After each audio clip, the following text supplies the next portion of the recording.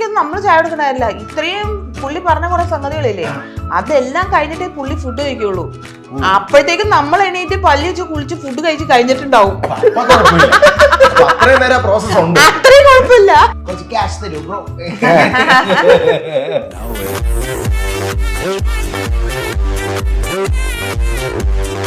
3 മണിക്ക് 1 രൂപ അങ്ങോട്ട് പോയി, 1 രൂപ ഇങ്ങോട്ട് വന്നു.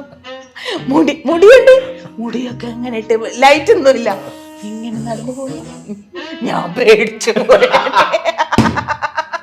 ഇങ്ങനെ ഒരു വേറൊരു ലെവലിലേക്ക് നമുക്ക് പെർഫോം ചെയ്യാനുള്ള ഒരു അവസരം തന്നത് അദ്ദേഹമാണ്, ജിത്തു ജോസ്. അതെ, അദ്ദേഹം തരാൻ കാരണം എന്ന് പറയുന്നത് ഞാൻ അറിഞ്ഞത് കുട്ടേട്ടൻ വിജയരാഘവൻ അദ്ദേഹമാണ് എന്നെ സജസ്റ്റ് ചെയ്തത്. ചില പ്രത്യേക സാഹചര്യങ്ങൾ കൊണ്ട് നമുക്ക് അവിടെ നിന്ന് മാറേണ്ടി വന്നതാണ്, എനിക്ക് മാറേണ്ടി വന്നതാണ്. അതായത് അദ്ദേഹം ഡയറക്ടർക്ക് അവിടെ നിന്ന് മാറേണ്ട ഒരു സാഹചര്യം വന്നപ്പോഴത്തേക്ക് ഞാൻ അദ്ദേഹത്തോടൊപ്പം മാറിയതാണ്. എത്ര ഹിറ്റ് പരിപാടിയാണെങ്കിലും നമ്മൾ അഭിനയിക്കുന്ന സാഹചര്യം നമുക്ക് പറ്റുന്നില്ലെങ്കിൽ നമ്മുടെ ഒരു മെന്റൽ സ്ട്രെങ്ത് അതിൽ പ്രധാനപ്പെട്ട ഒരു കാര്യമാണ്. ഞങ്ങൾക്ക് പഴയ കഥകളൊക്കെ പറഞ്ഞ് ചിരിക്കാലോ, പ്രോഗ്രാമിന് പോയ കഥകളും ശ്രീയുടെ കഥകൾ ഇഷ്ടം മാതിരിയുണ്ട്. ശ്രീ ഇല്ലെങ്കിലും ഞങ്ങൾ പറഞ്ഞ് ചിരിക്കാറുണ്ട്. ഉണ്ടായിരുന്നെങ്കിൽ അവർ അതിൽ നിന്ന് കഥകളുണ്ടാക്കും. കഥകൾ ഉണ്ടാക്കുന്നു. അക്വസ്റ്റാർ പാത്തികളും ക്ലാമ്പുകളും, അക്വസ്റ്റാർ റെയിൻ വാട്ടർ പൈപ്സ്, മറ്റെല്ലാം ചുമ്മാ. നമുക്ക് ചോദിച്ചു പോവാം. Hello, hi, welcome to Ginger Media. ചോദിച്ചു പോവാം. അപ്പോൾ ഇന്ന് നമ്മൾ ചോദിച്ചു പോകുന്നത്, കുറച്ച് ദിവസങ്ങളായിട്ടൊക്കെ ഞങ്ങൾ പ്ലാൻ ചെയ്യുമായിരുന്നു ഇവർ രണ്ടുപേരും എന്തായാലും ഇൻ്റർവ്യൂ ചെയ്യണം, ഇവരെ ചെന്ന് കാണണം എന്നൊക്കെ. ആൻഡ് ഫൈനലി രണ്ടുപേരും നമ്മളുടെ ഇവിടെ ജിഞ്ചർ മീഡിയയുടെ സ്റ്റുഡിയോയിൽ വന്നിരിക്കുകയാണ്. ഇവർ രണ്ടുപേരെ പറ്റി പറയുമ്പോൾ ഒരു ഹാപ്പി കപ്പിൾ, അല്ലെങ്കിൽ ആൾക്കാർക്ക് കൂടുതലായിട്ട് അവരുടെ വീട്ടിലെ 2 പേര് എന്ന് തോന്നിക്കുന്ന 2 പേര്. So I M welcoming Sneha and Sreekumar bro. Hello. Thank you. എന്താണ് വിശേഷങ്ങൾ, പറയും. ഞാൻ ഉപ്പുമ്പളം പ്രോഗ്രാമിന്റെ ഷൂട്ടായിരുന്നു കഴിഞ്ഞ ദിവസങ്ങളിലൊക്കെ. ഇപ്പൊ ഒരു 2-3 ദിവസം ഇങ്ങനെ ബ്രേക്ക് കിട്ടിയപ്പോഴത്തേക്ക് ഞാൻ വരാമെന്ന് ഇങ്ങനെ പറഞ്ഞതാണ്. അതെ, ഹാപ്പി ആയിട്ട് പോകുന്നു. ഇപ്പൊ പിന്നെ തീർച്ചയായിട്ടും അടിപൊളിയായിട്ട്. സ്നേഹ പറയൂ, എന്താണ് പുതിയ വാർത്തകൾ, വിശേഷം? എന്താ, സുഖമായിട്ട് പോണു, നന്നായിട്ട് പോണു, അതൊക്കെ തന്നെ. ഷോസും കാര്യങ്ങളും ഒക്കെ ആയിട്ട് ഇങ്ങനെ പോകുന്നു. ഇപ്പം നിങ്ങൾ രണ്ടുപേരും എന്ന് പറയുമ്പോൾ ഇപ്പം ചിരി എന്ന് പറയുന്ന ഒരു സ്റ്റേറ്റ്മെൻറ്റ് അല്ല, അതിൽ യുണീക്കായിട്ട് അല്ലെങ്കിൽ നിൽക്കുന്ന 2 പേര് എന്ന് വേണമെങ്കിൽ തീർച്ചയായിട്ടും പറയാം. ആൾക്കാരെ ചിരിപ്പിക്കാനും രസിപ്പിക്കാനും അല്ലെ ആ ഒരു എഫോർട്ട് ഇടുന്ന 2 പേര് എന്ന് തീർച്ചയായിട്ടും. ആ ഒരു ചിരി എന്നുള്ളൊരു മാറ്റർ തന്നെയാണ് നിങ്ങളെ ഒന്നിപ്പിക്കാനുള്ളൊരു കാര്യം എന്ന് ചോദിച്ചു കഴിഞ്ഞാൽ അതിന് എന്തായിരിക്കും ആൻസർ? അങ്ങനെയല്ല, ചിരി അല്ലെങ്കിൽ ഇപ്പോൾ ആദ്യം പറഞ്ഞില്ലേ ഹാപ്പി കപ്പിൾ. അപ്പൊ ആൾക്കാർ ചോദിക്കുക, ദൈവമേ ഇവര് എല്ലാ സമയത്തും ഹാപ്പി ആയിട്ട് ചിരിച്ചുകൊണ്ടിരിക്കുകയായിരിക്കും. അങ്ങനെയൊന്നുമല്ല, നമ്മള് വളരെ നോർമലായിട്ട് എല്ലാ ഇമോഷൻസിലൂടെയും പോകുന്ന ആൾക്കാരല്ലേ. അപ്പോൾ ഒരു സമയം എത്തിയപ്പം ഓക്കെ, നമ്മൾ സെറ്റാണെന്ന് ഞങ്ങൾക്ക് തോന്നി, എന്നാൽ ഒന്നിച്ച് പോവാം എന്ന് വിചാരിച്ചു. അങ്ങനെ ഇപ്പോഴും ഞങ്ങൾ ശ്രമിച്ചുകൊണ്ടിരിക്കുകയാണ്. അതെ അതെ അതെ അതെ അതെ ഇപ്പോഴും അങ്ങനെ ഞങ്ങൾ 100% എന്താ പറയാ, ഒരു പ്രശ്നമില്ലാത്ത ആൾക്കാരൊന്നും അല്ല. പക്ഷെ നമ്മൾ അതെല്ലാരും അങ്ങനെ തന്നെയല്ലേ, അതെ. അപ്പൊ ഞങ്ങൾ അങ്ങനെ ട്രൈ ചെയ്തോണ്ടേ ഇരിക്കുകയാണ്. അപ്പോൾ ഇപ്പം നമുക്ക് സെറ്റ് ആവും അല്ലെ നമുക്ക് ചേരുന്നൊരു വ്യക്തി എന്ന് തോന്നാൻ ഒരു മെയിൻ 1-2 കാരണങ്ങൾ തീർച്ചയായിട്ടും ഉണ്ടാവില്ല. അതുകൊണ്ടാണല്ലോ നമ്മൾ ചിലപ്പോൾ ഓക്കെ നമ്മുടെ ലൈഫിലേക്ക് കൂട്ടാം, അല്ലെങ്കിൽ നമ്മുടെ ലൈഫിൽ ഒരുമിച്ച് പോയി കഴിഞ്ഞാൽ അടിപൊളിയാവും എന്നുള്ളത്. അങ്ങനെ നോക്കുമ്പോൾ ഒരു 1-2 കാരണങ്ങൾ എടുത്ത് പറയാൻ ഏതൊക്കെ ആയിരിക്കും എന്ന് ഞാൻ ശ്രീകുമാർ ബ്രോ അടുത്ത് ചോദിക്കുവാണെങ്കിൽ എന്തൊക്കെ ആയിരിക്കാം? ഞങ്ങൾ ഏകദേശം 13 വർഷം 14 വർഷമായി. മറിമായം തുടങ്ങിയിട്ട് 14 വർഷമായി. അതെ, ശരിയാ. 14 കഴിഞ്ഞ പ്രാവശ്യം നിയാസഖാനെ കണ്ടപ്പോൾ. അതെ. അപ്പോൾ അതിന് മുമ്പേ, കല്യാണത്തിന് മുമ്പേ തന്നെ ഈ പറയുന്ന ആ ഒരു ഗ്രൂപ്പിന്റെ കൂടെയൊക്കെ എപ്പോഴും ഫാമിലി ആയിട്ടുള്ളത് കൊണ്ട് എന്നെ വ്യക്തമായിട്ട് സ്നേഹ പോലെ തന്നെ ആ ഗ്രൂപ്പിലുള്ള എല്ലാവർക്കും എന്നെ അറിയാം. ഞാൻ അവരോടൊപ്പം റൂമൊക്കെ ഷെയർ ചെയ്തിട്ടുള്ളത് കൊണ്ടും എൻ്റെ സ്വഭാവ രീതികളും ഒക്കെ അറിയാം. ഞാൻ അധികം ഇങ്ങനെ ആരോടും സംസാരിക്കില്ല എന്നൊക്കെയാണ് ഇവര് പറയാറ്. ഒരു തെറ്റിദ്ധാരണ തെറ്റിദ്ധാരണയല്ല, അങ്ങനെ തന്നെയാണ്. അങ്ങോട്ട് ഇടിച്ച് കയറി സംസാരിക്കുന്ന അങ്ങനെയല്ല. അപ്പൊ അതുകൊണ്ട് ചിലപ്പം ഞാൻ ഇങ്ങനെ മാറിയിരിക്കുന്നതായിട്ടൊക്കെ തോന്നാം. പക്ഷെ ഞാൻ അങ്ങനെ അല്ല എന്നാണ് ഞാൻ വിശ്വസിക്കുന്നത്. എല്ലാവരോടും മിങ്കിലാനായിട്ടൊക്കെ ഇഷ്ടപ്പെടുന്ന ആളാണ്. അപ്പോൾ അങ്ങനെ എന്നെ പറ്റി എനിക്ക് കൂടുതൽ പറയാനായിട്ട് ഇവർക്ക് ഉണ്ടാവും. അതാണ് അതിന്റെ കാര്യം. കൂടുതൽ എക്സ്പ്ലെയിൻ ചെയ്യണ്ട നമ്മളുടെ അടുത്ത് പുള്ളിനെ പറ്റി. അപ്പൊ എല്ലാം അറിയുന്നവരായതുകൊണ്ട് ഇച്ചിരി ഈസിയാണ്. കറക്റ്റ്, അത് ശരിയാണ്. അതാണ് ഇപ്പൊ നമ്മള് കാണുമ്പം നമ്മൾ രണ്ട് അപരിചിതരാണ്, പിന്നീട് നമ്മൾ പതിയെ സംസാരിച്ചു തുടങ്ങി, പിന്നെ നമ്മളൊരു ഫ്രണ്ട്ഷിപ്പിലേക്ക് മാറുന്നു.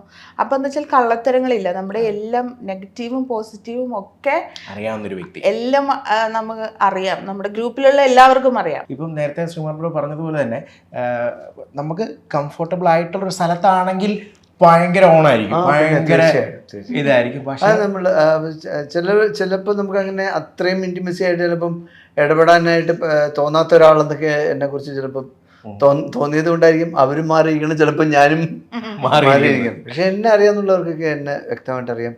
ഞാൻ വളരെ ഞാൻ ആ ഒരു സർക്കംസ്റ്റൻസിനെ എത്രത്തോളം ബൂസ്റ്റ് ചെയ്ത് നല്ല രീതിയിൽ ഒരു അവരോടൊക്കെ ഇടപെടാൻ പറ്റുമെന്ന് ഒരു ഇത് തന്നെയാണ് ചെയ്യുന്ന ഒരാളാണ്. അതെ, അല്ല അത് വ്യക്തമാണ്. കാരണം നമ്മൾ കഴിഞ്ഞ പ്രാവശ്യം നിശ്ചയിച്ചിട്ടൊക്കെ ഇൻ്റർവ്യൂവിൻ്റെ സമയത്ത് പോയപ്പോഴും അവിടെ നടന്നു വരുമ്പോഴാണ് നമ്മൾ ബ്രോ എന്താണ് പരിപാടി ആ ഒരു ഇത് തന്നെയാണ്. പക്ഷെ നോർമലി ഒരു തേർഡ് പേഴ്സൺ വിളിയിൽ നോക്കുമ്പോൾ തീർച്ചയായിട്ടും ചിലപ്പോൾ തോന്നിയേക്കാം ഞാൻ ചിലപ്പോൾ ഇങ്ങനെ പക്ഷെ കുട്ടികളൊക്കെ സെറ്റിലൊക്കെ വരുമ്പോൾ കുട്ടികളൊക്കെ ആദ്യം ഒക്കെ പെട്ടെന്ന് ഓടി വരുന്നത് എൻ്റെ അടുത്തേക്കാണ്. ആ ഒരു കുട്ടികളൊക്കെ ഒരുപാട് പെട്ടെന്ന് ഓടി വരുന്നതൊക്കെ കുട്ടികളാണ്. പിന്നെ അമ്മമാര് ഒരുപാട് പേര് എല്ലാവരും അങ്ങനെ ഈ പറയുന്ന സംസാരിക്കുന്നതിന്റെ പേരിൽ ചിലപ്പം മാറിയിരിക്കുന്ന, ചിലപ്പോൾ നമ്മളൊരു ഫംഗ്ഷനൊക്കെ പോകുമ്പോഴത്തേക്കും ചിലപ്പം പരിചയമില്ലാത്ത കുറച്ച് പേരൊക്കെ ഉണ്ടാവില്ല. അപ്പം എല്ലാവരും ഒതുങ്ങി ചിരിയും, പക്ഷെ അങ്ങോട്ട് പോയി സംസാരിക്കാൻ തോന്നാറില്ല. പക്ഷെ ഒന്ന് മിണ്ടിക്കഴിഞ്ഞാൽ പിന്നെ അത് ഓക്കെയാണ് തീർച്ചയായിട്ടും അല്ലേ. ഈ ഇപ്പം നമ്മളെ സംബന്ധിച്ച് ഒരു നല്ലൊരു ആക്ടർ അല്ലെങ്കിൽ ഒരു മികച്ച ഒരു നടൻ അല്ലെ നടി എന്ന് ആൾക്കാർ പറയും നമ്മളുടെ നല്ല ക്യാരക്ടറിലൂടെയാണ്. അപ്പോൾ അങ്ങനെ നോക്കുമ്പോൾ തീർച്ചയായിട്ടും എനിക്ക് എടുത്ത് പറയാൻ പറ്റുന്നത്, ഇപ്പം കോമഡി റോൾസ് കൂടുതൽ ചെയ്തിട്ടുണ്ടെങ്കിലും പോലും ഇപ്പം മെമ്മറീസ് എന്ന് പറയുന്ന മൂവിയിൽ ആ ഒരു വേഷം, ഒരു വില്ലൻ, ഒരു കൈൻഡ് ഓഫ് ക്യാരക്ടർ, അത് വളരെ ഗംഭീരമായൊരു റോളാണ്. ഇപ്പം കരിയറിൽ തന്നെ നോക്കുമ്പോൾ അല്ലെങ്കിൽ അതുപോലെ പാപ്പുലർ ബുദ്ധ, അതെ, ആ ക്യാരക്ടേഴ്സ്, അതുപോലുള്ള ക്യാരക്ടേഴ്സ് ശ്രീമാൻ ബ്രോക്ക് വളരെ ഗംഭീരമായിട്ട് ചെയ്യാൻ പറ്റും. പക്ഷെ എങ്കിലും ചിലപ്പോൾ ഇപ്പോൾ കോമഡി പോലത്തെ റോൾസ് ആണ് കൂടുതലും വരുന്നത് എന്ന് തോന്നിയിട്ടുണ്ടോ? ഇല്ല, എന്നെ സംബന്ധിച്ചിട്ട് ഞാൻ കൂടുതലും ആക്ടിങ് എല്ലാം കൂടുതലും കോൺസെൻട്രേറ്റ് ആണ്. അത് തന്നെ കോമഡിയാണോ സീരിയസ് ആണോ എന്നുള്ളതിനെ കുറിച്ചിട്ട് ആലോചിക്കുന്നില്ല. ഇത് ഈ പറഞ്ഞ രണ്ടു പേർക്കും ഞാൻ അങ്ങോട്ട് തേടിപ്പോയിട്ട് കിട്ടിയതല്ല, എനിക്ക് കിട്ടിയതാണ്, എനിക്ക് വന്നു ചേർന്നതാണ്. അപ്പോൾ അതുകൊണ്ട് ഇപ്പം നമ്മൾ ചോദിച്ചത് കൊണ്ട് ഒരു നല്ലൊരു വേഷം കിട്ടിക്കൊള്ളണമെന്ന് നിർബന്ധമൊന്നുമില്ല. ശരി ശരി, നമുക്ക് ആഗ്രഹിക്കാം, നമുക്ക് നല്ല വേഷങ്ങൾ കിട്ടണമെന്നും നമുക്ക് ആഗ്രഹിക്കാം. നമ്മളെ ചൂസ് ചെയ്യേണ്ടത് നമ്മൾ കാണുന്ന ഡയറക്ടേഴ്സ് അവരാണ്. പക്ഷെ പലപ്പോഴും എന്താ സംഭവിക്കാന്ന് പറഞ്ഞു കഴിഞ്ഞാൽ, ഞങ്ങളിപ്പോൾ വരുന്ന വഴിക്ക് ഇങ്ങനെ പറഞ്ഞുകൊണ്ടിരിക്കുകയായിരുന്നു, നമ്മുടെ മൂവിയിലേക്ക് കൂടുതലായിട്ട് നമ്മളുടെ ഇൻവോൾവ്മെന്റ് ഇല്ലാതിരിക്കുന്നത് ശരി കൂടുതലും ഈ സീരിയൽ ഇത് നമ്മൾ ചെയ്യുന്നത് ഈ സിറ്റ്കോം ടൈപ്പ് സീരിയലിൽ നമ്മൾ കണ്ടിന്യൂസ് ആയിട്ടുണ്ടല്ലോ. അപ്പോൾ ഇപ്പം ഈ ചിലപ്പോൾ ഡയറക്ടേഴ്സ് പറയാം, ഇവരെ വിളിക്കാനായിട്ട് പറയാം. അപ്പൊ അവിടുന്ന് ആദ്യം വരുന്ന പ്രോബ്ലമായിട്ട് ആദ്യം അവർ പറയുന്നത് എന്തായിരിക്കും എന്ന് പറഞ്ഞാൽ, കണ്ടിന്യൂസ് ആയിട്ട് അവർക്ക് മറിമായത്തിന്റെ ഷൂട്ടുണ്ട്, കണ്ടിന്യൂസ് ആയിട്ട് ഉപ്പുമുളകിന്റെ ഷൂട്ടുണ്ട്, അപ്പൊ ഡേറ്റ് കിട്ടാനായിട്ട്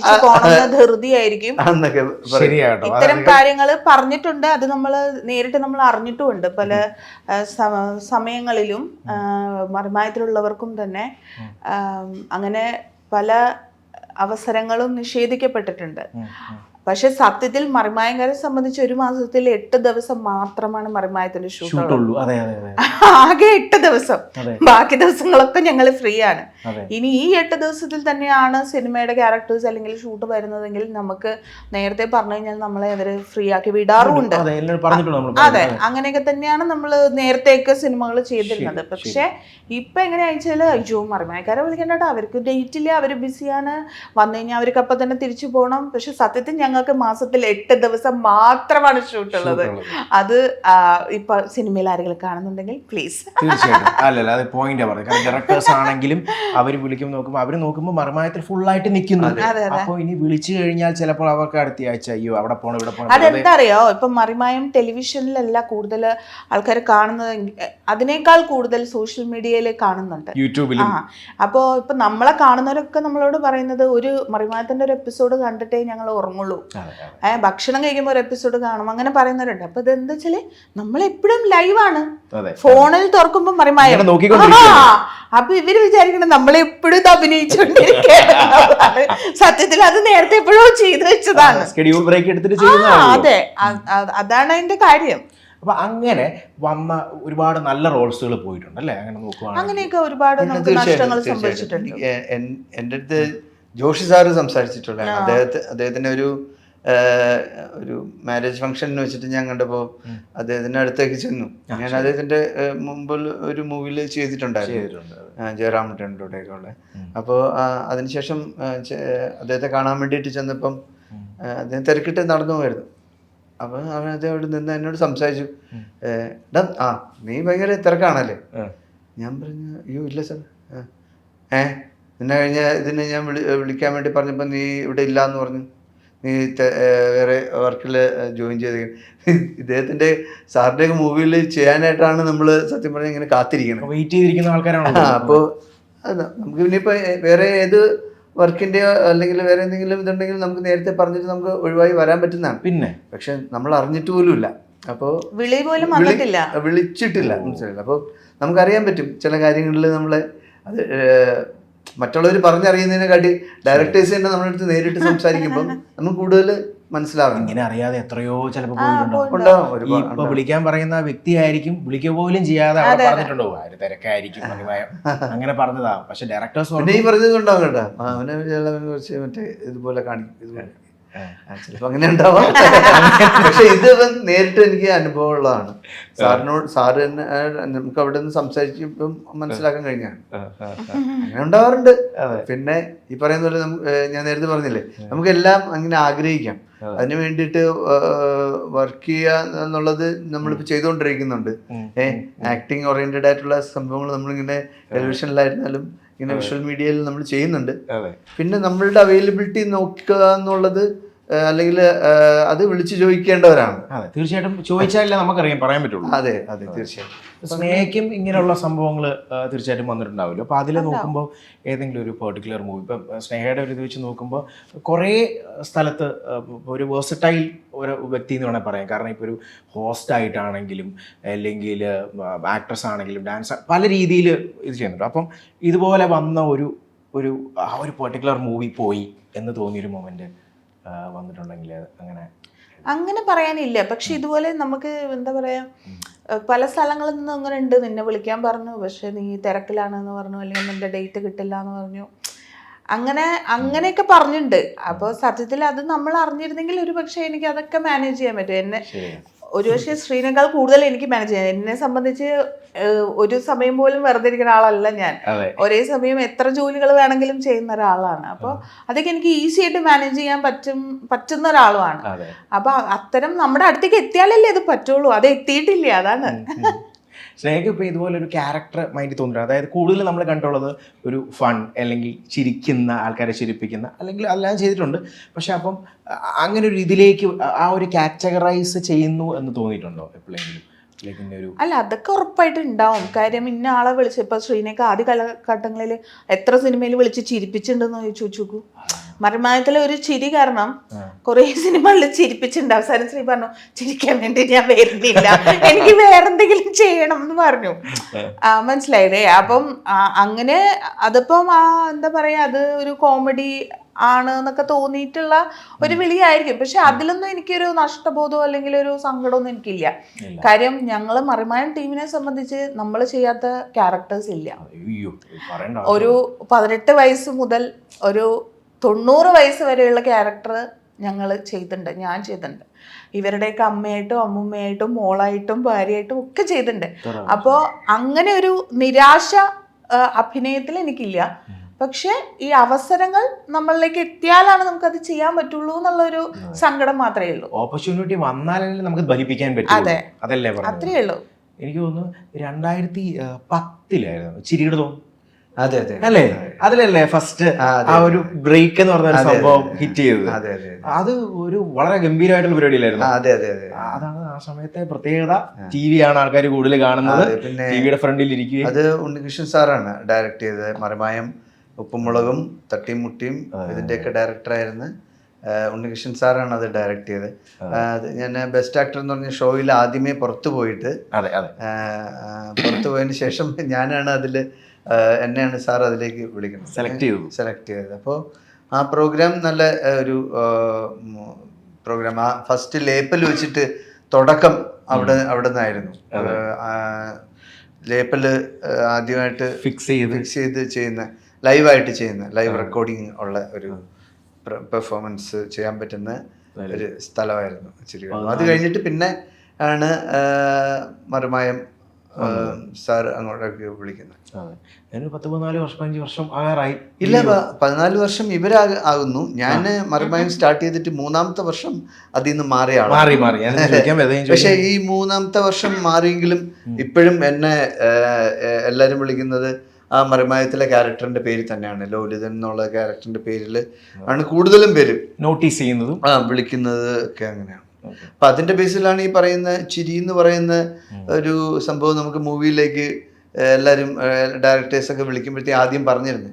പക്ഷെ എനിക്ക് അവിടെ നിന്ന് ഒരു വ്യത്യസ്തമായിട്ടൊരു പ്ലേസ് തന്നത് ജിത്തു ജോസഫ് സാറാണ്. അദ്ദേഹം എന്നെ കാണുകയും അപ്പം ഞാൻ ഇത്ര പോലും ഇതില്ല, വളരെ കുറച്ചുകൂടെ സ്ലിമ്മാണ്,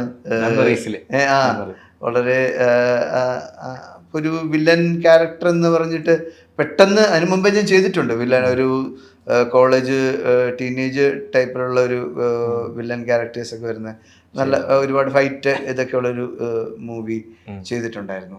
അപ്പോൾ ചെയ്തിട്ടുണ്ടെങ്കിലും ഇങ്ങനെ ഒരു വേറൊരു ലെവലിലേക്ക് നമുക്ക് പെർഫോം ചെയ്യാനുള്ള ഒരു അവസരം തന്നത് അദ്ദേഹമാണ്, ജിത്തു ജോസഫ്. അതെ, അദ്ദേഹം തരാൻ കാരണം എന്ന് പറയുന്നത് ഞാൻ അറിഞ്ഞതും എനിക്ക് മനസ്സിലാക്കാൻ പറ്റിയത് എന്ന് പറഞ്ഞാൽ കുട്ടേട്ടൻ വിജയരാഘവൻ, അദ്ദേഹത്തിന് ഞാൻ നേരിട്ട് ആ സമയത്തൊന്നും കണ്ടിട്ടില്ല, ആ മൂവി ഇറങ്ങിയ സമയത്തൊന്നും. അപ്പൊ അദ്ദേഹമാണ് എന്നെ സജസ്റ്റ് ചെയ്തത് എന്നാണ് പറഞ്ഞത്. അപ്പോൾ പിന്നീട് 4 വർഷങ്ങൾക്ക് ശേഷമാണ് ഞാൻ കുട്ടേട്ടനെ നേരിട്ട് കാണുന്നത്. മെമ്മറീസ് മൂവി ഷൂട്ട് ചെയ്ത് കഴിഞ്ഞ് ഒരു 3-4 വർഷം കഴിഞ്ഞിട്ടാണ് കുട്ടേട്ടനെ ഞാൻ നേരിട്ട് കാണുന്നത്. ഞാൻ വിളിക്കാറുണ്ട്, ഫോണൊക്കെ ചെയ്യാറുണ്ട്. ഇപ്പം വളരെ അടുത്ത സുഹൃത്തെന്നോ അതിനേക്കാളും അപ്പുറമായിട്ടുള്ള ഒരു സ്നേഹബന്ധമാണ് എനിക്ക് കുട്ടേട്ടൻ. വലിയ കാര്യമുള്ള കാര്യമാണ്.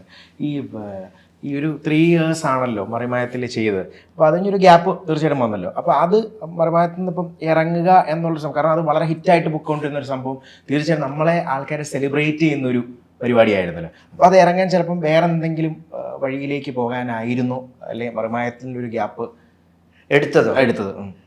ഇല്ല, അതൊരു ചില പ്രത്യേക സാഹചര്യങ്ങൾ കൊണ്ട് നമുക്ക് അവിടെ നിന്ന് മാറേണ്ടി വന്നതാണ്. എനിക്ക് മാറേണ്ടി വന്നതാണ്. അതായത് ഡയറക്ടർക്ക് അവിടെ നിന്ന് മാറേണ്ട ഒരു സാഹചര്യം വന്നപ്പോഴത്തേക്ക് ഞാൻ അദ്ദേഹത്തോടൊപ്പം മാറിയതാണ്. പിന്നീടും ചാനലിൽ നിന്ന് തന്നെ ആ പ്രോഗ്രാമിലേക്ക് വിളിച്ചെങ്കിലും എനിക്ക് അങ്ങോട്ടേക്ക് ആ സമയം അങ്ങനെ ഒരു സമയമായിരുന്നു. അപ്പൊ അതുകൊണ്ട് എനിക്ക് മാറി നിൽക്കേണ്ടി. അതിന്റെ ഒരു കാര്യം എന്താ വെച്ചാൽ ഞാൻ ഇപ്പോഴും ശ്രീയുടെ പറയും, ഇപ്പം എത്ര ഹിറ്റ് പരിപാടിയാണെങ്കിലും നമ്മൾ അഭിനയിക്കുന്ന സാഹചര്യം നമുക്ക് പറ്റുന്നില്ലെങ്കിൽ നമ്മുടെ ഒരു മെൻ്റൽ സ്ട്രെങ്ത് അതിൽ പ്രധാനപ്പെട്ട ഒരു കാര്യമാണ്. പ്രത്യേകിച്ച് നമ്മൾ ചെയ്യുന്നത് സിറ്റ്കോംസിൽ ലൈവ് റെക്കോർഡിംഗ് ആണ്, ഒരു ഡബ്ബിംഗ് പരിപാടിയല്ല, ഇംപ്രവൈസ് ചെയ്ത് ചെയ്യേണ്ടതാണ്, സ്ക്രിപ്റ്റ് അനുസരിച്ച് വെറുതെ അങ്ങനെ പറഞ്ഞ പോലല്ല. അപ്പോൾ ഇതിൽ ഒരു ആക്ടറുടെ മനസ്സിൻ്റെ അവസ്ഥ വളരെ പ്രധാനപ്പെട്ടതാണ്, മെന്റൽ ഹെൽത്തും ഹാപ്പിനെസ്സും. അതെ. അപ്പോൾ അങ്ങനെ പറ്റുന്നില്ല എന്ന് തോന്നിയാൽ മാറുക എന്നുള്ളതാണ്. അല്ലാതെ സ്ട്രെസ്ഫുള്ളി അതിൽ നിന്ന് നമ്മുടെ ഹെൽത്തിനെ അത് ബാധിക്കും, നമ്മുടെ വീട്ടിലത് ബാധിക്കും. മനസ്സിലായില്ലേ? നമ്മൾ മൊത്തത്തിൽ തകർന്നു പോകും, നമ്മുടെ വീട്ടിലുള്ളവരും കൂടെ തകർന്നു പോകും. അപ്പോൾ അങ്ങനെയുള്ള സമയങ്ങളിൽ ഞാനും പറഞ്ഞിട്ടുണ്ട്, അങ്ങനെ സ്ട്രെസ്ഫുള്ളി ഒരു സ്ഥലത്ത് നിൽക്കേണ്ട ആവശ്യമില്ല, ഇതില്ലെങ്കിൽ വേറെ, ഇനി ഒന്നുമില്ലെങ്കിലും നമ്മൾ ഈസി ആയിട്ട് നമ്മൾ വീട്ടിൽ സന്തോഷമായിട്ടിരിക്കും, അതിന് ഒരു പ്രശ്നമില്ല. അപ്പം ഞാനും ചില സമയങ്ങളിൽ അത്തരം തീരുമാനം എടുത്തിട്ടുള്ള ഒരാളാണ്. ഹിറ്റായിട്ട് നിൽക്കുമ്പോൾ തന്നെ ഞാൻ പ്രോഗ്രാമിൽ നിന്നൊക്കെ മാറിയിട്ടുമുണ്ട്. അപ്പം അതിൻ്റെയൊക്കെ കാരണം എന്ന് പറയുന്നത്, ഒരു മനുഷ്യനെ സംബന്ധിച്ച് സമാധാനമായി ഉറങ്ങുക, സമാധാനമായി ജോലി ചെയ്യുക, സമാധാനമായി ഭക്ഷണം കഴിക്കുക, അത് തന്നെയാണ് പൈസയെക്കാട്ടിലും ഒക്കെ വലുത് എന്ന് വിശ്വസിക്കുന്ന ആളാണ് ഞാൻ. അത് തന്നെയാണ് ഞാൻ ശ്രീയോട് എപ്പോഴും പറയുന്നത്. അങ്ങനെ ഷെയർ ചെയ്യുമായിരുന്നു ആ സമയത്ത്? അങ്ങനെ പറയാറുണ്ട്. ഇപ്പോഴും ഞാൻ പറയും, ഇപ്പോഴും ഇനി എപ്പോഴും. ഇപ്പോൾ ഒരു കുഞ്ഞുണ്ട്, കുഞ്ഞിനെ വളർത്തണ്ടേ, അങ്ങനെയൊക്കെ ആൾക്കാർ നമുക്ക് ചുറ്റിലുള്ളവർ പറയും, നിങ്ങൾക്ക് ഇനി അത് ചിലവാണ്, ഇത് ചിലവാണ്, പണ്ടത്തെ പോലെയല്ല, കുടുംബമായി അങ്ങനെ ഒന്നുമില്ല ശ്രീ. നിങ്ങൾക്ക് കംഫർട്ട് അല്ലെങ്കിൽ ഇങ്ങോട്ട് പോരുക, ഞാനും എൻ്റെ മോനും ഇവിടെ ഇങ്ങനെ ഇരിക്കുന്നുണ്ട്. ഞങ്ങൾ എപ്പോഴും അത് പറയും. നമ്മളിപ്പോ ഇത് കൂടുതലും വീടിനെക്കാൾ കൂടുതലും ടൈം സ്പെൻഡ് ചെയ്യണ ഈ ഷൂട്ടിംഗ് ലൊക്കേഷനിലാണല്ലോ. അപ്പോൾ രാവിലെ പോകുന്നു, സ്കൂൾ പോലെയാണ്. രാവിലെ പോകുന്നു, ഈ പറയുന്ന രാവിലെ മുതൽ വൈകുന്നേരം വരെ ഈ ഇവരുടെ കൂടെ നമ്മൾ വളരെ ഫാമിലിയോട് അത്രയും സ്നേഹത്തോടെ നമ്മൾ നിന്ന് പോവുകയാണ്. അപ്പൊ അവിടെ എന്തെങ്കിലും ഒരു പറ്റായിക സംഭവങ്ങൾ ചിലപ്പോൾ നമുക്ക് ഉണ്ടായി തുടങ്ങിയാൽ, ഞാൻ നിന്ന ഗ്രൂപ്പുകളിൽ വളരെ റയറായിട്ടുള്ള സ്ഥലങ്ങളിൽ മാത്രമേ അത്തരം പ്രോബ്ലംസ് ഉണ്ടായിട്ടുള്ളൂ. പക്ഷെ മറിമായത്തിൽ അത്തരം പ്രശ്നങ്ങളുടെ പേരിലല്ല ഞാൻ മാറിയത്. അതൊന്ന് ഡയറക്ടറുടെ കൂടെ ഇറങ്ങി പോകുന്നത് തന്നെയാണ്. പിന്നീട് ആ ഡയറക്ടർ പോയതിന് ശേഷം ഈ പുള്ളിക്ക് അവിടെ നിൽക്കാൻ മാനസിക പ്രശ്നമാണ്. അങ്ങേരാണല്ലോ എന്നെ കൊണ്ടുവന്നത്, എനിക്കൊരു വഴി വെട്ടിയത് പുള്ളിയാണല്ലോ എന്നൊക്കെ ഉള്ള ഒരു സംഗതി പുള്ളിയുടെ മനസ്സിൽ കിടക്കുമ്പോൾ ഫ്രീ ആയിട്ട് അവിടെ നിൽക്കാൻ പറ്റുന്നില്ല. അപ്പൊ പിന്നെ അവിടെ നിന്ന് മാറുന്നതാണ് നല്ലത്. സ്ട്രെസ്ഫുള്ളി 10 പേരിൽ ഒരാൾ അങ്ങനെ സ്ട്രെസ് ആയിട്ട് നിൽക്കുമ്പോൾ ബാക്കി 9 പേരുടെ ആക്ടിങ്ങിനെ അത് ബാധിക്കും. അതുകൊണ്ട് അപ്പൊ നമ്മള് കംഫർട്ടായിട്ട് ഇരിക്കുക എന്നുള്ളതാണ്. അപ്പോൾ അങ്ങനെ എങ്കിലും എനിക്കിപ്പോഴും ആ ഗ്രൂപ്പായിട്ട് വളരെയധികം ഇതുണ്ട്. അവരൊരു ഫാമിലി പോലെയാണ്. ഞാൻ വീട്ടിലൊക്കെ എപ്പോഴും സ്ഥിരം വന്നു പോകുന്ന ആൾക്കാരാണ്. മണിച്ചേട്ടൻ എന്റെ വീടിന്റെ തൊട്ടടുത്താണ് താമസിക്കുന്നത്. ഒരു വളവ് തിരിഞ്ഞ അദ്ദേഹത്തിന്റെ വീടായി. അപ്പൊ അതുകൊണ്ട് എല്ലാവരും ഇന്നലെ ബർത്ത്ഡേ ആയിരുന്നു, പൈസ ഒക്കെ കൊണ്ടുവന്നു, വലിയ ബർത്ത്ഡേ സെലിബ്രേഷൻ ഒക്കെ ആയിരുന്നു. കഴിഞ്ഞ പ്രാവശ്യം ഞങ്ങള് നിയാസൊക്കെ നിയാസൊക്കെ അവര് പറയുമായിരുന്നു, സ്നേഹം ശ്രീകുമാറൊക്കെ ഇടക്കിടക്ക് വീട്ടിൽ വരും, ഞങ്ങൾ എന്തെങ്കിലും പരിപാടി ഉണ്ടെങ്കിൽ ഇവിടെയാണ് താമസിക്കുന്നവര്, ഇവിടെ നിൽക്കും. പിന്നെ നിയാസൊക്കെ പറഞ്ഞൊരു കാര്യമുണ്ട്, പിന്നെ ഞങ്ങളുടെ വൈഫുമാരെ അധികം കണക്ട് ചെയ്തുള്ള പ്രശ്നം എന്താണെന്ന് വെച്ചാൽ ഞങ്ങൾക്ക് ഒരിടത്തും പോകാൻ പറ്റില്ല. അല്ല, അത് നിയാസക്കയുടെ ഇത് പ്രഗ്നന്റ് ആയിരുന്ന സമയത്തൊക്കെ നിയാസക്കയുടെ വൈഫ് അവിടുന്ന്, അതായത് അവര് താമസിക്കുന്നത് അന്ന് പോയില്ലേ അവിടെയാണ്. ആലുവെന്ന് രാവിലെ ഒരു 7 മണി കഴിയുമ്പോൾ മെട്രോയിൽ കയറും, ഞങ്ങളുടെ ഇവിടെ എസ് എൻ ജംഗ്ഷനിൽ വന്നിറങ്ങും, അവിടുന്ന് മുളന്തുരുത്തി വരെ വരും. വന്നിട്ട് പത്തിരിയും ഗ്രീൻ പീസ് കറിയും എന്നെ കൊണ്ട് ഞാൻ കഴിക്കുന്നത് കാണും വരും. വന്നിട്ട് തിരിച്ച് അടുത്ത മെട്രോയിൽ കയറി തിരിച്ചു പോവും. കാര്യം വീട്ടിലെ കാര്യങ്ങളുണ്ട്. അതൊക്കെ ആര് ചെയ്യും? മറിമായത്തിലെ ആൾക്കാരല്ലാതെ വേറെ ആർക്കും പറ്റൂ? ആർക്കും പറ്റില്ല. ഒരിക്കലും സ്വന്തം അല്ലല്ല, അതിനൊരു മനസ്സിനാണ്. സ്വന്തം ഫാമിലിന്ന് പോലും എനിക്ക് അത് കിട്ടിയിട്ടില്ല. അതൊരു സത്യമാണ്. എനിക്ക് ഇഷ്ടപ്പെട്ട ആഹാരം എന്നെ സന്തോഷിപ്പിക്കാൻ വേണ്ടി മറിമായത്തിൻ്റെ ആൾക്കാർ ചെയ്തെടുത്തോളം, പിന്നെ എൻ്റെ ഓസ്കാർ ചെയ്തെടുത്തോളം ആരും ചെയ്തിട്ടില്ല. അതൊരു സത്യമാണ്. ഞങ്ങൾ അത്രയും കണക്റ്റഡ് ആണ്. ഇപ്പോൾ വിനോദേട്ടൻ്റെ വൈഫായാലും മണിയേട്ടൻ പിന്നെ കുറച്ചുകൂടി അടുത്തായതുകൊണ്ട് വെളിച്ചെണ്ണ ആട്ടിയ വെളിച്ചെണ്ണ വീട്ടിൽ കൊണ്ടുവന്നു. എന്തിന്? കുഞ്ഞിന് തേക്കാനും എനിക്ക് തേക്കാനും, പ്രസവിച്ച് കഴിഞ്ഞിട്ടേ. അതൊക്കെ ഒരു മനസ്സിലായില്ലേ? പിന്നെ അതൊക്കെ നമ്മളോട് അത്രയും സ്നേഹവും അത്രയും ക്ലോസ് ആയിട്ട് നിൽക്കുന്നവർക്കേ പറ്റുള്ളൂ. അത്രയും നമ്മൾ അടുത്ത ആൾക്കാരാണ്. ചിലപ്പം ഈ പറയുന്ന ബ്ലഡ് റിലേഷനിൽ കിട്ടുന്നതിനെക്കാട്ടിലും പിന്നെ ഉറപ്പായിട്ടും അതെ. പിന്നെ ഒരു പ്ലാനും കൂടെ ഉണ്ടായിരുന്നില്ലേ, ഫുൾ ഒരു വില്ല? ഞങ്ങൾക്ക് അങ്ങനെ ഒരു ആഗ്രഹം, അത് ഞങ്ങൾ വിട്ടിട്ടൊന്നുമില്ല. ഇപ്പോഴും ആഗ്രഹമുണ്ട്. എന്നെങ്കിലും നമ്മൾ അത് സാധിക്കണം എന്നുള്ളതാണ്. കുറച്ച് സ്ഥലം ഒന്നിച്ചെടുത്തിട്ട് എല്ലാവരും ഒരേ കോമ്പൗണ്ടിൽ തന്നെ വീട് വെക്കാം. അപ്പം ഞങ്ങൾ ആരും ഒറ്റപ്പെട്ടു പോയില്ല. ഇപ്പൊ മണിയേട്ടനെ സംബന്ധിച്ച് 2 പെൺകുട്ടികളാണ്.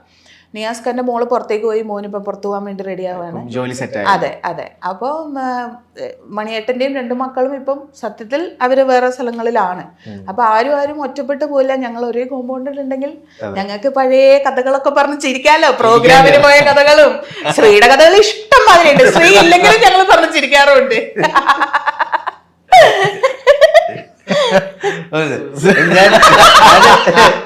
ഞാൻ മിണ്ടാതിരുന്നാലും അപ്പൊ ഇങ്ങനെ പറയുന്നവരാണ്. മിണ്ടാതിരുന്നാലും അവർ അതിൽ നിന്ന് കഥകളുണ്ടാക്കും. കഥകൾ ഉണ്ടാക്കുന്നു. ഏത് ഞാൻ ഉണ്ടാക്കുന്നത് വേറെ. ശ്രീ വെളുപ്പിന് 3 മണിക്കൊക്കെ എണീക്കുക. 3 മണിക്ക് കിടക്കുന്നത് എത്ര മണിക്കാ? അത് എത്ര വൈകി കിടന്നാലും രാവിലെ 3-3:30 എണീക്കും. കൃത്യമായി കാര്യങ്ങളൊക്കെ ചെയ്യുന്ന അങ്ങനെയൊക്കെ നല്ല കുട്ടിയാണ്. അപ്പൊ നമ്മളെ സംബന്ധിച്ച് ഷൂട്ട് കഴിഞ്ഞ് ലേറ്റ് ആയിട്ട് കിടന്ന രാവിലെ എണീക്കുമ്പോ അലാറം 10 അടിച്ചാലൊക്കെ എണീക്കുള്ളൂ. അപ്പൊ നിയാസൊക്കെ ഇവരൊക്കെ ഒന്നിച്ച് താമസിക്കുമ്പോ നിയാസൊക്കെ പറയും, ആദ്യമായിട്ട് ഇത് കാണുമ്പോഴേ 3 മണിക്ക് 1 രൂപ അങ്ങോട്ട് പോയി 1 രൂപ ഇങ്ങോട്ട് വന്നു, മുടിയുണ്ട്, മുടിയൊക്കെ അങ്ങനെ ഇട്ട് ലൈറ്റ് ഒന്നുമില്ല, ഇങ്ങനെ നടന്നു പോന്നു. ഞാൻ പേടിച്ചു പോയി. അങ്ങനെ ഒരുപാട് കഥകള് ഇന്നലെ ഞങ്ങൾ മണിയേട്ടൻ ഞങ്ങളെ ആദ്യ സമയത്ത് ഞങ്ങളെല്ലാരും ഒരുമിച്ചായിരുന്നു. അപ്പൊ അവര് എല്ലാരും നമ്മളെ കാണുമല്ലോ, ഞങ്ങൾ ഒരുമിച്ച്. അപ്പൊ എല്ലാം ഒരുമിച്ചായിരുന്നു. അങ്ങനെ ചിരിക്കാനുള്ള ഒരുപാട് കഥകളുണ്ട്. നടക്കുന്നതെന്ന് പറഞ്ഞാല് ചിലപ്പം എനിക്ക് രാവിലത്തെ കുറച്ച് കാര്യങ്ങളുണ്ട്. അപ്പൊ അതൊക്കെ ചെയ്യാനൊക്കെ വേണ്ടി കുറച്ച് സമയം പ്രെയർ അങ്ങനെയുള്ള കുറച്ച് കാര്യങ്ങളുണ്ട്. അപ്പൊ അതുകൊണ്ട് ആ സമയത്തൊക്കെ എണീറ്റ് അതൊക്കെ ചെയ്ത് അന്ന് ഫ്രഷ് എല്ലാ കാര്യങ്ങളും കഴിഞ്ഞിട്ടാണ് എനിക്ക് ഷൂട്ടിലേക്ക് പോകാൻ പറ്റുള്ളൂ. ഷൂട്ടിൽ ചെന്ന് കഴിഞ്ഞിരുന്നാല് പിന്നെ എനിക്ക് നെക്സ്റ്റ് ഡേ മോർണിംഗ് വരെ എനിക്ക് നിൽക്കുന്നതിന് യാതൊരു പ്രശ്നമില്ല. എൻ്റെ ഈ ഇത്തരം റുട്ടീൻസ് എല്ലാം എനിക്ക് തീർക്കാൻ പറ്റണം. അങ്ങനെ ഒരു ഇതുണ്ട് രാവിലത്തെ. ചിട്ടയോട് കൂടിയുള്ള ഒരു ചിട്ട ഈ കാര്യങ്ങളിലൊക്കെ എനിക്ക് ചിട്ടയുണ്ട്. എന്ത് നമ്മള് മൈൻഡ് ചെയ്യുന്ന എന്ത് ചിട്ടേച്ച് ചെയ്തോട്ടെ, അവിടെ കിടന്ന് ചെയ്തോട്ടെ, നമ്മൾ ഇടപെടരുത്, നമ്മൾ ഉറങ്ങുക, അത്രേ ഉള്ളൂ. അല്ലാതെ രാവിലെ 3 മണിക്ക് എണീക്കുമ്പോൾ എണീറ്റ് ചായ ഇട്ട് കൊടുക്കുക ഒന്നുമില്ല. പിന്നെ വേറെ കാര്യമുണ്ട്, 3 മണിക്കൊന്നും നമ്മൾ ചായ കൊടുക്കണമല്ല. ഇത്രയും പുള്ളി പറഞ്ഞ കുറെ സംഗതികളില്ലേ, അതെല്ലാം കഴിഞ്ഞിട്ടേ പുള്ളി ഫുഡ് കഴിക്കുള്ളൂ. അപ്പോഴത്തേക്കും നമ്മൾ എണീറ്റ് പല്ല് വെച്ച് കുളിച്ച് ഫുഡ് കഴിച്ച് കഴിഞ്ഞിട്ടുണ്ടാവും. അത്രയും കുഴപ്പമില്ല. അത് വർക്ക് ഓൾമോസ്റ്റ് ഇല്ലാതിരിക്കുന്ന സമയത്തൊക്കെയാണ്. വർക്ക് ഇപ്പൊ ഷൂട്ടൊക്കെ ഉള്ള സമയത്ത് ഞാൻ അത് കുറച്ചുകൂടെ ഫാസ്റ്റ് ആക്കും. എക്സസൈസ് ഒക്കെ ഉണ്ടോ മോർണിംഗ്? അതൊക്കെ ആയിരിക്കാം ആ ഡിലേ ആകുന്നത്. ഉണ്ടാവും. അപ്പൊ ഒരാള് 10-11 മണി എണീക്കുന്ന ഒരു വ്യക്തി, ഒരാള് 3 മണിക്ക് എണീക്കുന്ന വ്യക്തി. അടിപൊളിയെന്നല്ലേ? ഓക്കെ. ഈ ഏറ്റവും വലിയ കാര്യം എന്ന് വെച്ച് കഴിഞ്ഞാൽ ഈ മറിമായം എന്നുള്ളൊരു പ്രോഗ്രാം അത് നിങ്ങൾ എത്ര വർഷം ചെയ്തെന്ന് പറഞ്ഞാൽ പോലും അത് അതിൻ്റെ ഒരു ലേബൽ ഉണ്ടല്ലോ. അതിൻ്റെ കൂടെ തന്നെ സിനിമകൾ നമ്മൾ എത്ര ചെയ്താലും, അത് ഞാൻ ചോദിക്കാൻ വരുന്ന ഒരു വലിയ കാര്യം, അത് സിനിമകൾ എത്ര ചെയ്തെന്ന് വെച്ചാലും നമ്മളെ അറിയപ്പെടുന്ന ഒരു ലേബൽ അതൊരു മെയിൻ കാര്യമാണല്ലോ. തീർച്ചയായിട്ടും ഇപ്പൊ ഒരു മറിമായം എന്നുള്ള അതാണ് നിങ്ങളുടെ ഐഡന്റിറ്റി എന്ന് പറയുന്നത്. കറക്റ്റ് അല്ലേ? അല്ല, നമ്മുടെ പേര് പോലും അറിയില്ല. ഇപ്പൊ ഇന്നലെ ഞങ്ങള് കല്യാൺ സിൽക്സിന്റെ കേക്ക് മിക്സിങ്ങിന് പോയി മറിമായം. അവിടെ ചെന്നിട്ട് അതിന്റെ MD പ്രകാശ് പട്ടാഭിരാമൻ, അദ്ദേഹം നമ്മളെ മൈക്കിൽ വിളിച്ചത് നമ്മുടെ ഏറ്റവും പ്രിയപ്പെട്ട മണ്ടോദരി, അവര് മണിയേട്ടന്റെ ബർത്ത്ഡേ കേക്ക് പ്രിയപ്പെട്ട സത്യശീലന് പിറന്നാൾ ആശംസകൾ നൽകാൻ. പുള്ളിക്ക് പേര്, അതായത് പുള്ളിയും ഈ പറയുന്ന പോലെ ഭയങ്കര സ്ട്രെസ് ആയിട്ടുള്ള ലൈഫാണ്, ഞങ്ങൾ ഭയങ്കര ഫാസ്റ്റ് ലൈഫാണ്, കിടക്കുന്നതിന് മുമ്പ് ഞങ്ങൾ ഒരു മറിമായം കാണും, ഇതെല്ലാം പറയുന്നുണ്ട്. പക്ഷേ ഞങ്ങളുടെ പേരറിയില്ല. പക്ഷെ അത് നമ്മളെ സംബന്ധിച്ച് നല്ലതാണ്. അതെ അതെ. അങ്ങനെ എല്ലാവരും ഇപ്പൊ പുറത്തേക്കൊക്കെ ഇറങ്ങിയാലും മണ്ടു മണ്ടു എന്ന് തന്നെ വിളിക്കലുള്ളൂ. അതല്ലാതെ സ്നേഹ എന്നൊക്കെ വിളിക്കുന്ന 100 പേരിൽ ഒരാളായിരിക്കും മണ്ടു തന്നെ വിളിക്കലുള്ളൂ. അത് നമ്മളുടെ ഒരു വലിയൊരു ഭാഗ്യമാണ്. അങ്ങനെ നമ്മൾ ചെയ്തുകൊണ്ടിരിക്കുന്ന ക്യാരക്ടറിന്റെ പേരിൽ നമുക്ക് അറിയപ്പെടുക അതെ അതെ എന്നുള്ളത്. പിന്നെ ഇപ്പം എടുത്ത് നോക്കുമ്പോൾ ഇപ്പം ശ്രീയുടെ ക്യാരക്ടേഴ്സ് നോക്കുമ്പോഴും എനിക്ക് ഏറ്റവും കൂടുതൽ സ്ട്രൈക്ക് ചെയ്ത ഒരു ക്യാരക്ടർ ABCD. വീണ്ടും അതും ഈ പറയുന്ന പോലെ ആ സമയത്ത് ഇപ്പോഴും അതിന്റെ ട്രോളുകൾ അല്ലെങ്കിൽ പല സംഭവങ്ങളും വരുന്നുണ്ട്. ABCD ടോട്ടൽ മൂവി എടുത്തു കഴിഞ്ഞാൽ അതിലൊരു 3-4-5 പേരെ എടുത്താൽ അതിലൊരാള് അത് മറിമായത്തിന്റെ ഒരു സ്റ്റാർട്ടിങ് ടൈം ആയിരുന്നു. അപ്പോൾ ഈ നമ്മുടെ ഈ ഡയറക്ടർ കുറച്ചുകൂടി സ്ട്രിക്റ്റ് ആയിരുന്നു. അപ്പം മൂവീസ് എന്നൊക്കെ നമുക്ക് ഇങ്ങനെ കോളുകൾ വന്ന് തുടങ്ങുന്ന സമയം ഒരു 1.5-2 വർഷത്തിനകത്തായിരിക്കും അല്ലേ, ആ ടൈമിനകത്താണ്. അപ്പോൾ കോൾസൊക്കെ വന്ന് തുടങ്ങുമ്പോഴത്തേക്ക് ഇവിടെ ഷൂട്ട് നടക്കണമല്ലോ, അപ്പം അദ്ദേഹത്തിന് അതാണ് ഇമ്പോർട്ടന്റ്. നമുക്ക് ഇതിനോടൊപ്പം ഈ മറ്റു വർക്കുകളിലും പോകാൻ പറ്റണം. പക്ഷെ അദ്ദേഹം സമ്മതിക്കില്ല, സമ്മതിക്കുകയില്ല. കാര്യം ഈ വർക്ക് നമ്മൾ ചെയ്തിട്ട് ഉള്ള ബാക്കിയുള്ള സംഭവങ്ങൾ കറക്റ്റാണ്. അപ്പോൾ പക്ഷേ നമുക്ക് പിന്നീട് ഇപ്പോൾ പുള്ളി പോകാനുള്ള ഒരു സാഹചര്യമൊക്കെ ഉണ്ടാക്കി തരുമായിരുന്നു. പിന്നീട് അത് ആ ടൈറ്റ്നെസ് ഒക്കെ കുറഞ്ഞു. മനസ്സിലായി പിടിച്ചാൽ കിട്ടൂലെന്നുള്ളത്. നമ്മൾ സ്റ്റേജ് ഷോ ഒക്കെ എടുത്തു തുടങ്ങി ദുബായിലും അവിടെ ഇവിടെയൊക്കെ. പിന്നെ എങ്ങനെ കിട്ടും? പുള്ളി പറഞ്ഞു നോക്കി നമ്മളോട് ഷോക്ക് പോകരുത് എന്നുള്ളത്. അപ്പൊ ഞങ്ങൾ പറഞ്ഞു ഞങ്ങൾ പോവും. ഷൂട്ട് ഡേറ്റിലല്ല, ബാക്കി ദിവസം ഞങ്ങൾ പോവും. അതിന് കുഴപ്പമില്ല. പക്ഷെ പുള്ളിക്ക് എന്തോ താല്പര്യമില്ലായിരുന്നു. വേറൊരു സംഭവം ആയിരിക്കും. അതിലെ ക്യാരക്ടറാണ് ഒരു വ്യത്യാസം. ആ ക്യാരക്ടർ സ്നേഹയ്ക്ക് എങ്ങനെ? എനിക്കിഷ്ടമായിരുന്നു. അന്ന് എനിക്ക് ഓർമ്മയുണ്ട് ഇതിന്റെ ഷൂട്ട് നടക്കുന്നത് കൊച്ചി ഭാഷയാണ്. അപ്പം ഞാൻ കുമ്പളം എന്ന് പറഞ്ഞ സ്ഥലമാണ്. ഈ സംസാരമല്ല ഞങ്ങള് അവിടെ കുമ്പളത്ത്. അതെ, എങ്ങനെയും ഞങ്ങൾ മാറും. അവിടുത്തെ പരിചയക്കാരെ കാണുമ്പോൾ ടോൺ മാറും. പ്രത്യേകിച്ച് എന്റെ ചേച്ചിയുടെ മോൻ്റെ അടുത്തൊക്കെ ആണെങ്കിൽ ഒരു രക്ഷയില്ല. അപ്പൊ എനിക്ക് ഓർമ്മയുണ്ട് ശ്രീ ഇങ്ങനെ സ്ക്രിപ്റ്റ് ഒക്കെ വായിച്ചിട്ട് രാത്രി സമയങ്ങളിലൊക്കെ വിളിച്ചിട്ട് അല്ലേ കൊച്ചി ഭാഷയിൽ എങ്ങനെയാണ് പറയാന്നൊക്കെ ചോദിച്ചിട്ട് അങ്ങനെയൊക്കെ സംസാരിച്ചതൊക്കെ എനിക്ക് ഓർമ്മയുണ്ട്. കുറച്ച് ക്യാഷ് തരൂ ബ്രോ. എത്ര ചിരിച്ചിട്ടുണ്ട്. അവസാനം ഈ വ്യക്തിയെ കൊണ്ടുള്ള ചടങ്ങ് എന്തൊക്കെ പുകിലായിരുന്നു ഉണ്ടായത്. മറ്റേ ആ വീടിന് താഴെ മറ്റേ ഒരു ബാത്റൂം പോയിട്ട് എത്രയോ സിറ്റുവേഷൻസ് അതിനകത്തുണ്ട്. അതിൽ ആ സമയത്തായിരുന്നു നമ്മുടെ റഹ്മാനായിരുന്നു എൻ്റെ ഖാലിദ് റഹ്മാൻ. റഹ്മാന് എനിക്ക് ആ ലാംഗ്വേജ് ഒക്കെ എനിക്ക് ഒരുപാട് ഇങ്ങനെ കൊച്ചി ഭാഷയുടെ കറക്റ്റ് സ്ലാങ് ഒക്കെ പറഞ്ഞു തരുമായിരുന്നു.